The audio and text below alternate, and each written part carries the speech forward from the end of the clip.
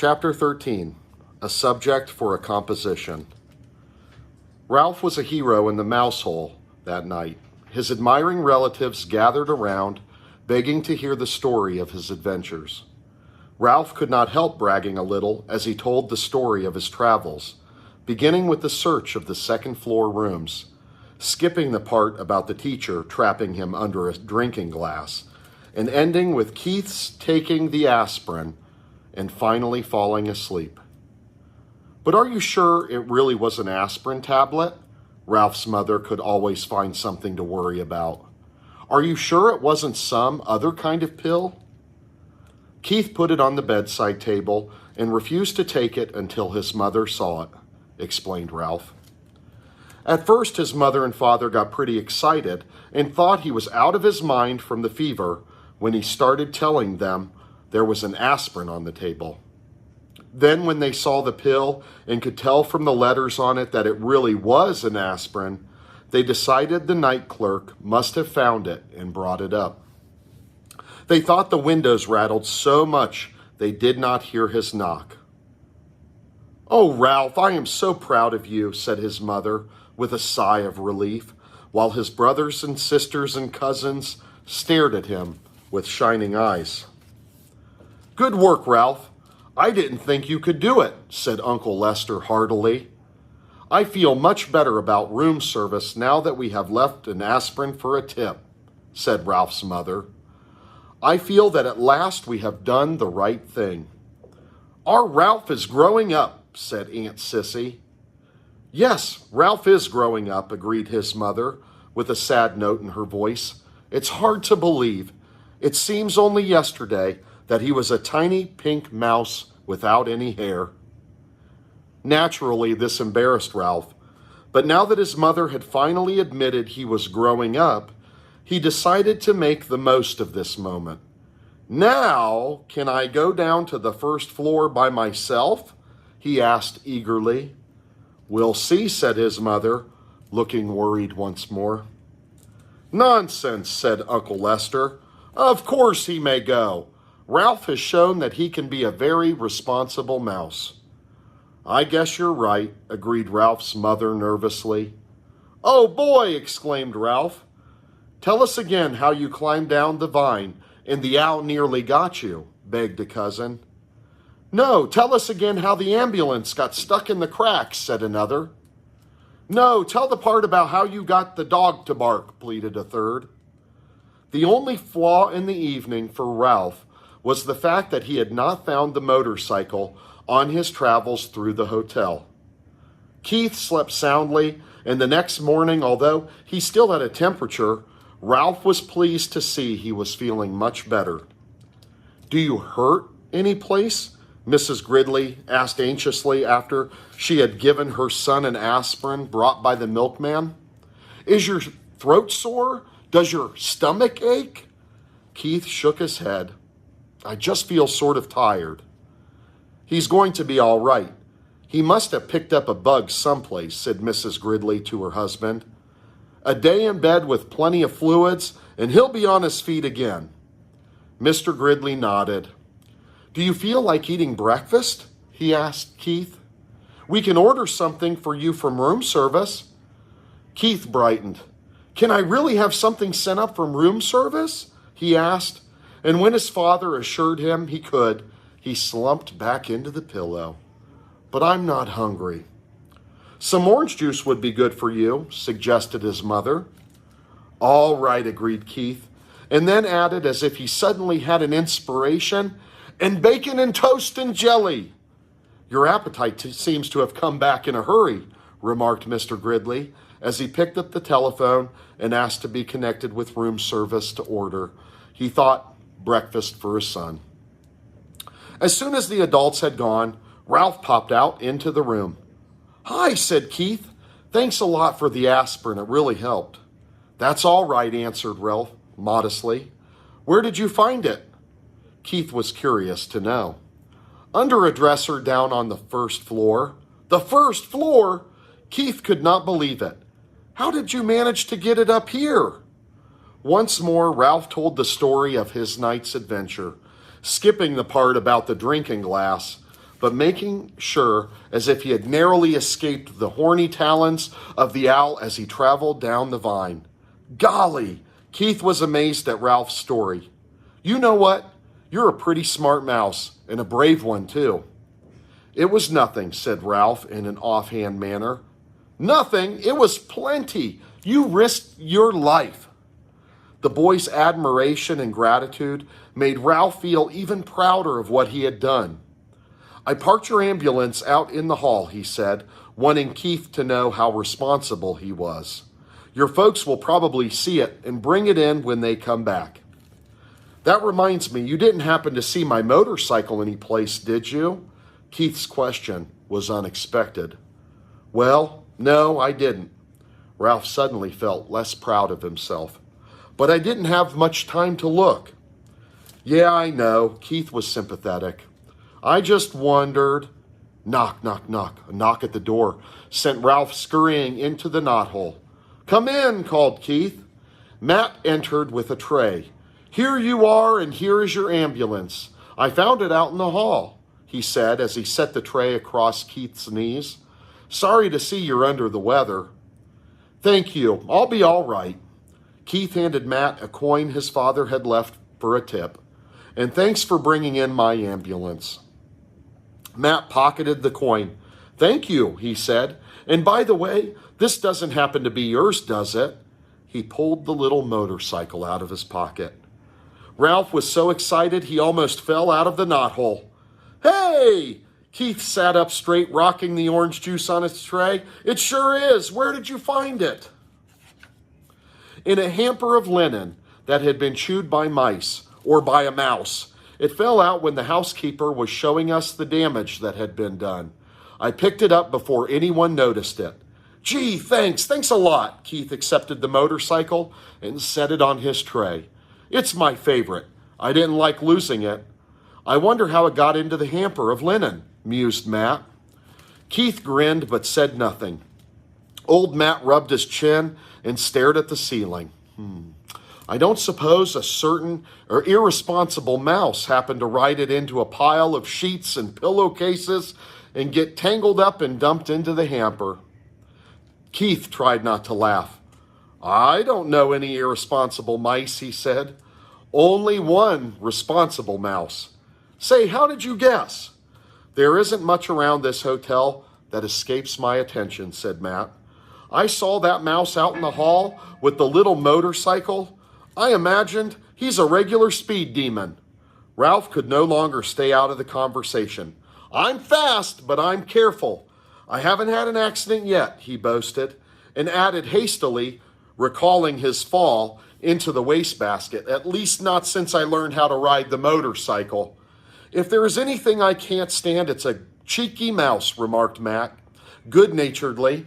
What do you call getting tangled up in a lot of linen?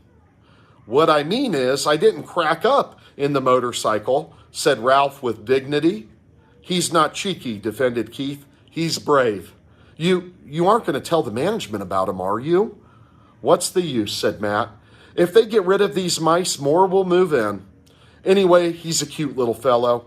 It cheers me up just to think of him tearing around on a little motorcycle. If only I could, thought Ralph. There followed an unusually pleasant day for the mice. Keith stuffed the bacon and toast and jelly through the knothole. The mice feasted on bacon and jelly before ants could get at them and stored the toast against the rapidly approaching time when Keith must leave the hotel. They slept all morning while Keith alternately napped and played with his cars. For lunch, they enjoyed peanut butter sandwiches again. Ralph did not sleep well that afternoon. He found himself thinking of the tantalizing glimpse he had of the ground floor and of all the opportunities it offered mice. Crumbs in the dining room, leftovers in the kitchen, scraps in the garbage. He lay daydreaming in a pile of shredded Kleenex.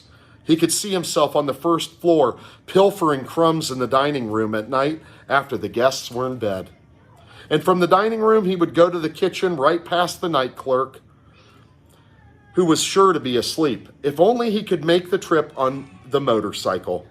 The thought of the motorcycle put an end to Ralph's daydream and made sleep impossible. After tossing about on his bed of Kleenex, he got up and poked his head out the knothole. Keith was awake, lying back on the pillows with his cars beside him. He smiled wanly at Ralph. "How are you feeling?" asked Ralph. "Sort of tired," answered Keith. Ralph climbed through the hole. "Where are your folks?" "They went out for a little while. They'll be back. I'm supposed to take a nap." "Are you going to?" asked Ralph. "I'd rather talk to you." Keith leaned over and set the motorcycle on the floor. "Want to ride it?" he asked. "Do I want to ride it?" Ralph could scarcely believe he had heard correctly. "You mean you'll let me?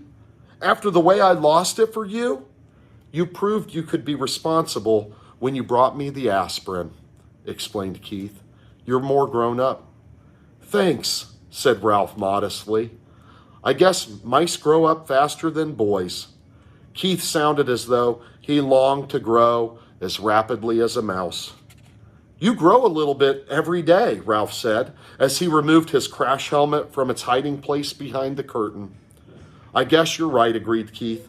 "My dad measures me every 6 months against the door jamb of our kitchen back in Ohio, and each mark he makes is higher than the last, but I never feel myself growing."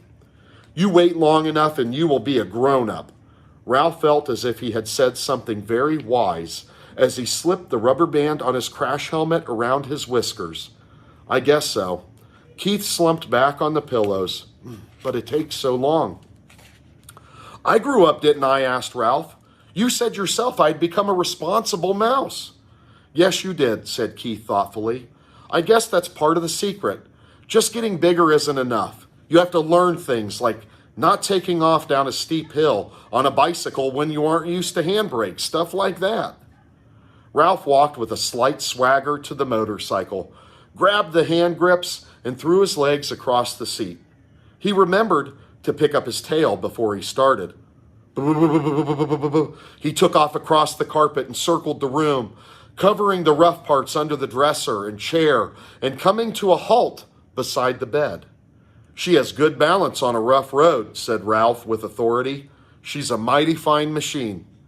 "Say, Ralph," said Keith, suddenly sitting up, "how would you like to come with me when we leave the hotel?" "Come with you?" Ralph was stunned. He had expected to live and die in the Mountain View Inn, and now he was being offered the opportunity for travel that he had dreamed of. "Yes, come with me to San Francisco and then back to Ohio." Ralph's first thought was of the motorcycle. If he went with Keith, he would not have to be separated from the motorcycle. Keith must have sensed Ralph's thoughts because he said, "You could ride the motorcycle every day." Ralph was silent. He had begun to think of other things. His family, the permission he had earned to visit the ground floor, Keith's family and how they might feel about a mouse. "Come on, Ralph," said Keith. "You could travel in my pocket." "Your mother doesn't care for mice," Ralph pointed out. "Not running around loose," agreed Keith. "But she let me keep a couple of white mice once. I still have their cage at home. You would be very comfortable in it." "Comfortable in a cage?"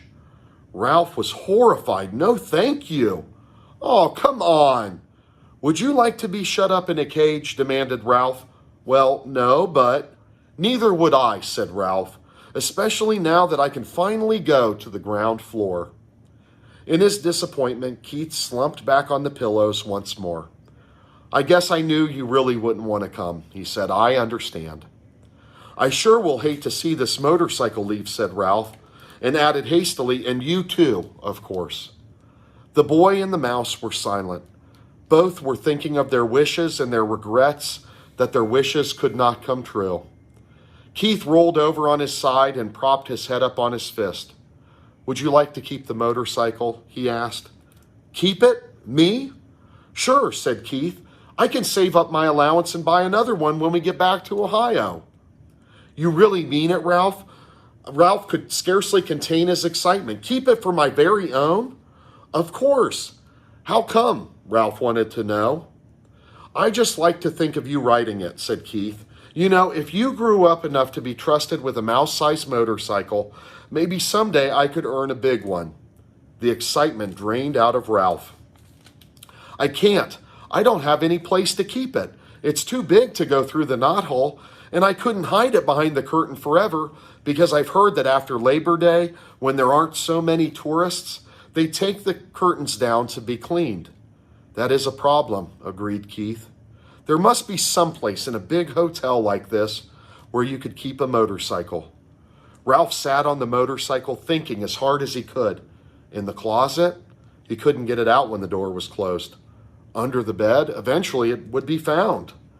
How about downstairs? Suggested Keith. I could carry it down for you before we leave. There must be a good hiding place down there someplace. There's that big old clock my ancestor ran up, said Ralph thoughtfully. Nobody ever cleans under it, but frankly, I don't care to have it striking over my head. Keith thought a while. How about that big television set in the lobby, he asked. The noise shouldn't bother you because you would only go under it at night when everyone was asleep. Yes, Ralph was excited. That's a perfect garage. I saw it when I got the aspirin. The legs are just high enough for the motorcycle, but not quite high enough for a vacuum cleaner attachment. Then it's settled, said Keith, and then added rather sternly, Ralph thought. But first, you must ask your mother. Ralph dismounted and ran to the knothole. He was gone several minutes before he returned to announce in triumph, She says I can keep the motorcycle if I promise to drive carefully and wear my crash helmet every single time I ride it. Swell! Keith was just as excited as Ralph. When we check out, I'll hide it for you while my folks are busy paying the bill. I can't thank you enough. Ralph fastened his crash helmet once more. I never thought I would have a motorcycle of my very own. Keith lay back on the pillow and smiled at the mouse mounting the motorcycle. It will be fun thinking of you riding around that big old lobby when I'm back in Ohio this winter going to school. And when the teacher asks us to write a composition about our summer vacation, I can write about meeting a brave mouse named Ralph who rode a little motorcycle. I'll tell about your bringing the aspirin, except I'll have to call it a pill because I can't spell aspirin. Of course, the teacher won't believe it, but she'll probably say, I show imagination. Ralph felt proud to think that he was going to be written about in a composition in far-off Ohio. He grabbed his tail, gunned the motor, and took off, heading for the threadbare part of the carpet that made such a good speedway.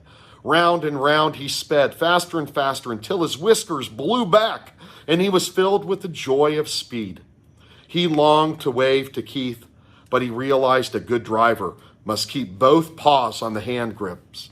He glanced up and noticed that Keith's eyes were closed. The boy had fallen asleep with a smile on his face. Ralph dragged his heels to brake the motorcycle. Quietly, he parked it beside the bed, and quietly he removed his crash helmet and hid it behind the curtain. He did not want to disturb the sleeping boy. Ralph could wait to ride the motorcycle. It was his to keep. The end.